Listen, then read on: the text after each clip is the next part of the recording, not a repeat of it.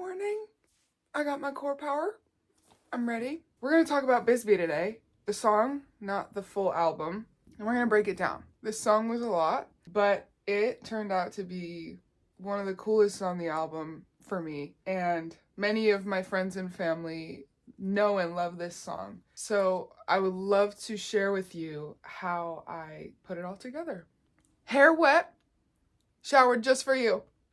That's me right now.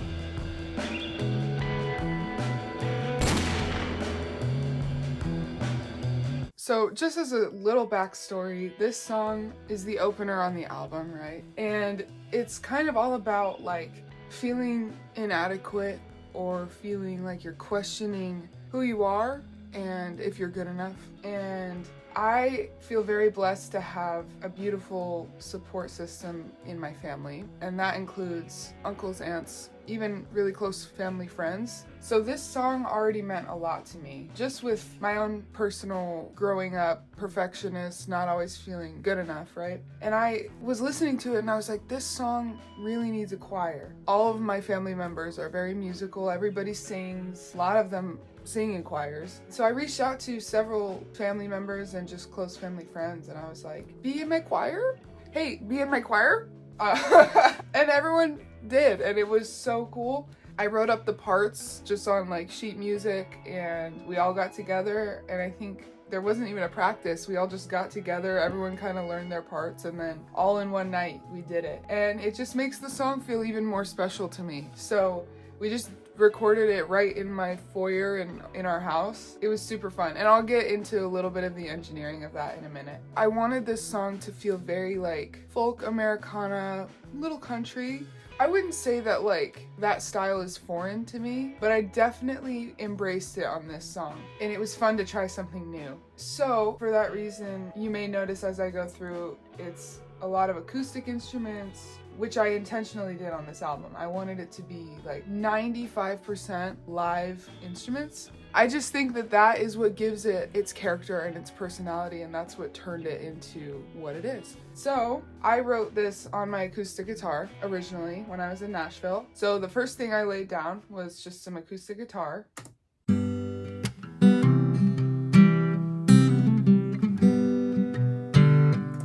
That's kind of the base of the song. Then I have this little... Okay, so we have some strums. And then it looks like when we get a little bit further ahead... So that's kind of just like a layer, an acoustic layer. It looks like I recorded one on a Shure SM7B and then that layer on an SM57. Just two different kinds of mics. One of them is more commonly used for maybe vocals. You've probably seen maybe like Charlie Puth use it, or famously Michael Jackson used it. SM57s are just like tank microphones. You can use them for anything, but that's what I used for that one. The third acoustic layer I have is in one tiny section right after the first chorus, and it comes in and listen, okay? It might sound bad on its own, and I don't want to hear zip, okay? Because in the song it sounds really nice. It's a good layer. It's a good layer.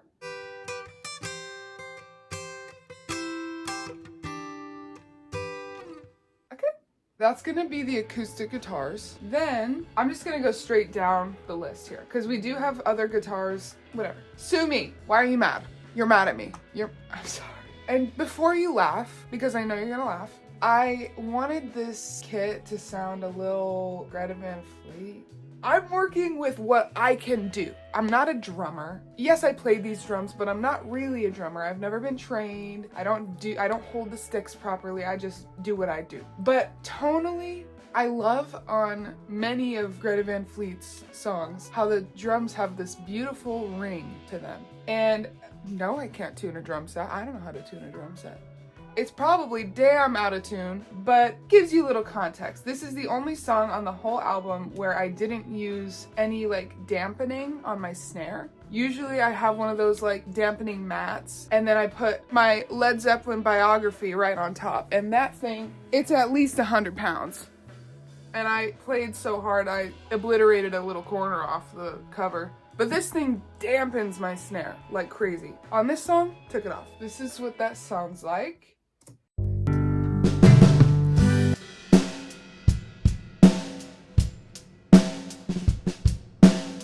Not bad. It's not bad. I actually am kind of happy with how they turned out. Again, especially for just working with what I have in my room, I'm very proud of like how this all came together, because I just got this drum set like within the past year and had to kind of like learn how to play it and how to mic it and how to mix it and everything. I kind of knew a little bit of like mixing drums, but I really had to just like jump in and learn that, because I wanted all of these songs, like I said, to have live instruments and to be very natural sounding. This is one of my favorite parts right here.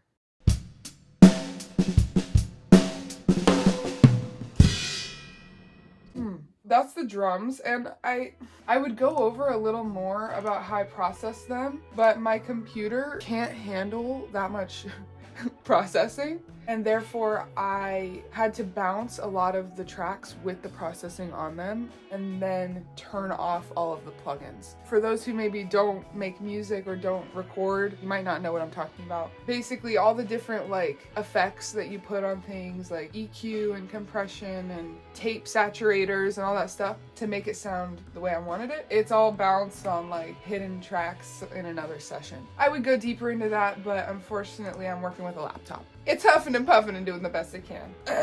Next, I'm gonna go through the bass. This is very simple. I don't even remember what I played. I'm gonna skip to the chorus.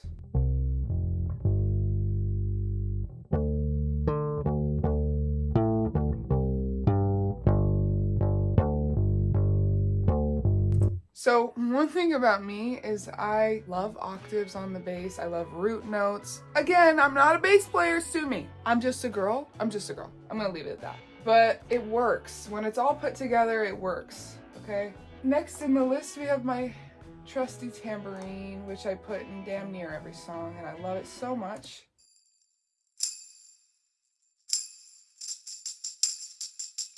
Pretty much like that the whole time. Harmonica. Yeah, I love to just sprinkle in harmonica. So it's in here. Oh. Don't listen to that part.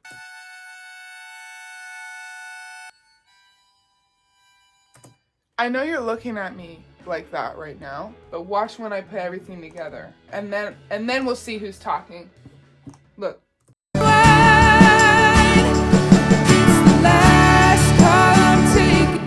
Because you can barely hear it. Okay, this is my favorite part of the whole, well, this and the choir are kind of tied, but I hired a pedal steel player for 2 songs on this album, this being one of them, and the other one was on my song Won't You Carry Some of It, which I will go over in another video. This guy, his name is Aaron Fabrini, and I may be saying that wrong, but he is incredible. He's incredible. So tasteful, so good at what he does, good at his instrument. I believe he was a touring musician, and he elevated the 2 tracks that he played on by like at least 100 swag points. Like I am so happy with the job that he did. We're gonna quickly go through, I'm just gonna play for you what it sounds like. Again, this was not me. I found him on Fiverr, and if you don't know what that app is, you can basically find people of all different talents and hire them for something, whether it be voice acting, a lot of musical instruments, maybe art. I don't even know what all is on there. I've always just used it to hire musicians. Anyway.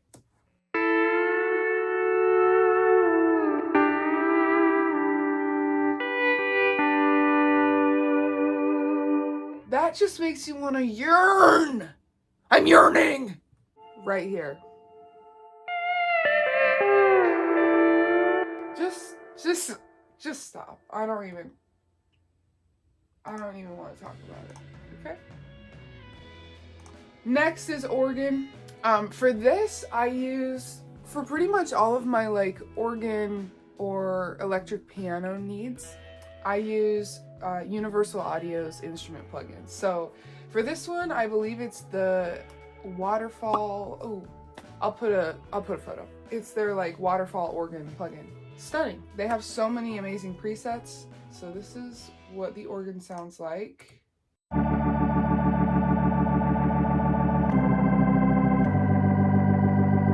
And that's just kind of like so I can bring people to tears type thing. So they can like feel the spirit. You know what I mean?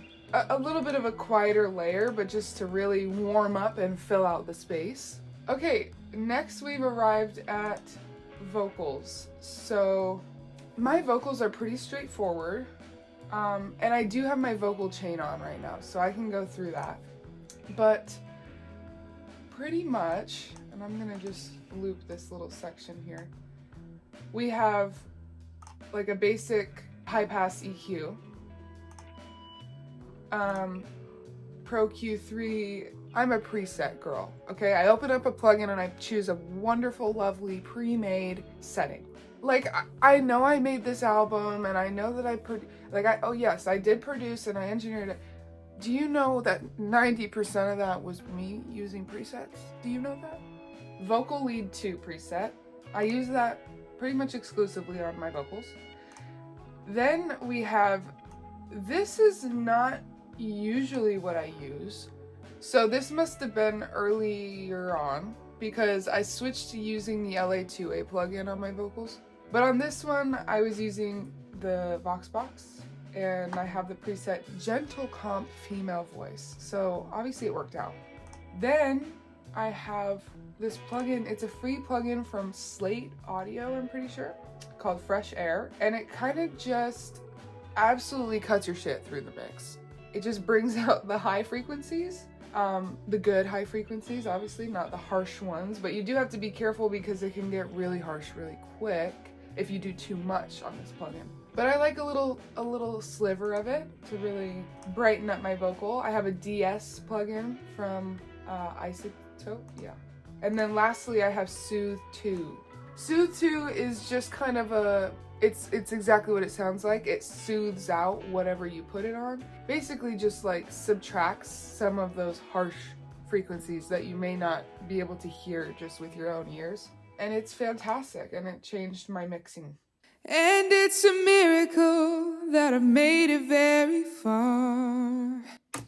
So yeah, that's the lead vocal. And then I usually put different effects. I didn't go over the buses or like the reverb or whatever, but I will on the chorus vocal. So I'm using the Universal Audio Hitsville reverb chambers, which are really cool. They're pretty much emulating, for any of my audio people, a very famous studio where they used to have to create reverb like analog style. So basically they would run your song or your track, whichever thing you wanted reverb on, through it, push it out into speakers in like a big chamber or big room, and then they would mic up the room to capture the natural reverb that was going on in there, which is very fascinating and very cool, and humans are so smart. So this plugin is kind of an emulation of that. I mean, it's very cool. You can choose your own speaker cabs, you can choose the microphones that you want. I can't even fathom how they do that, but I, again,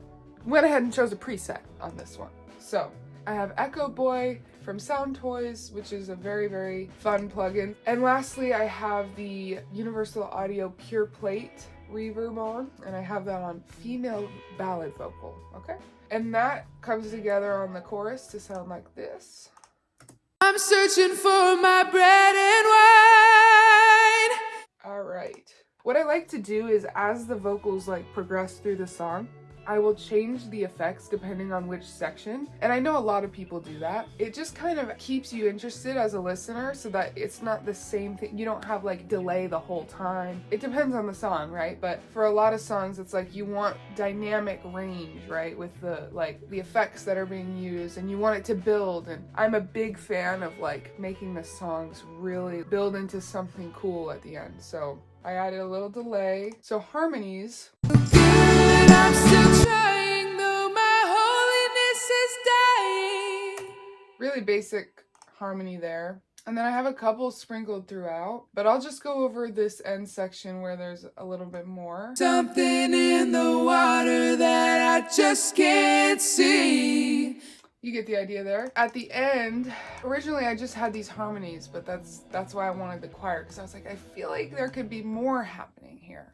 Good, I'm still trying, though my holiness is dying. That's the harmonies, and now we're gonna get into the harmonies. God bless my parents, bro. I swear to God, my parents are like family.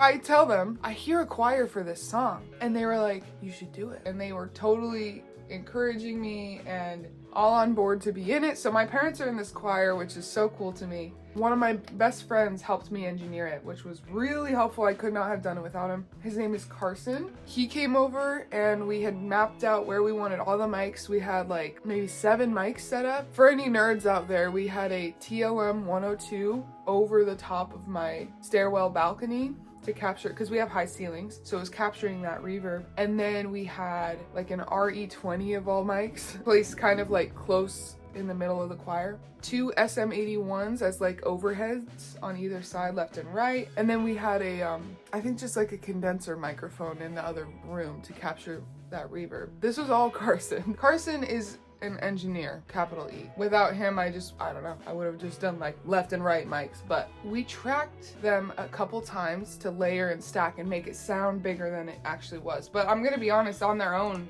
it still sounded pretty full. And it was only like maybe 9 people. This is what it sounds like, just one take.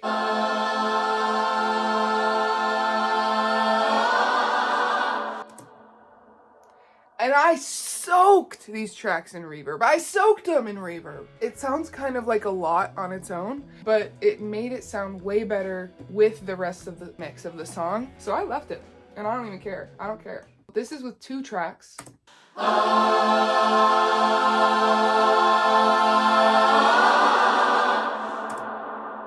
So cool. So that's the choir. That's everything until the very end. And there is a transition that goes into the second song of the album, Rain. Originally, the song ended there, right here. Nobody grieves each time a raindrop falls.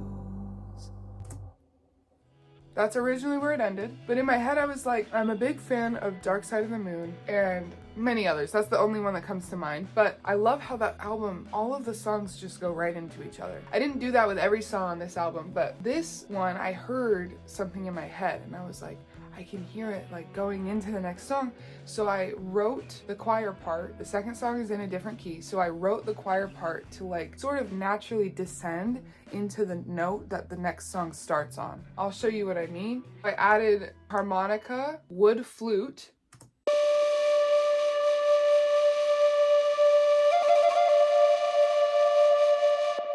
and that's just like a cheap wood flute that I got in New Mexico when I was road tripping. And then we have the choir part.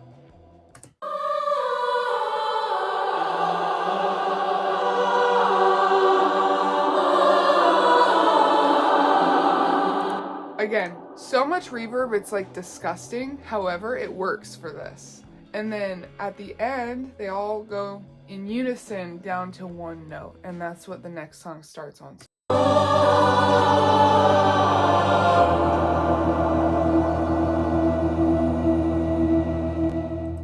The next, I'm not gonna spoil it, don't ask. It's on my Instagram. So that's kind of all of Bisbee. Again, there's a lot of like processing and EQ and all different, like I added a lot of plugins to a lot of stuff on here to make it sound warm, analog, vintage, and the computer doesn't have the bandwidth that I was able to show you guys that. I really like this song. I think it was the first one that I wrote for this album, and in my opinion, I think it paid off to put in all that extra effort to do the choir and to get the pedal steel player, and it just really gives it this quality. Oh yeah, the last thing I was gonna say is I had this mastered to tape. So the whole album was mastered to tape at a studio called Welcome to 1979. Such a cool studio, and it made all the songs sound warm and saturated and just everything I could have hoped for. Chat, I think we've hit the end of the road here. I think that's just about everything. Please feel free to subscribe to this channel if you enjoyed hearing about how I made this song, and if you would like to see more of these, because there will be more.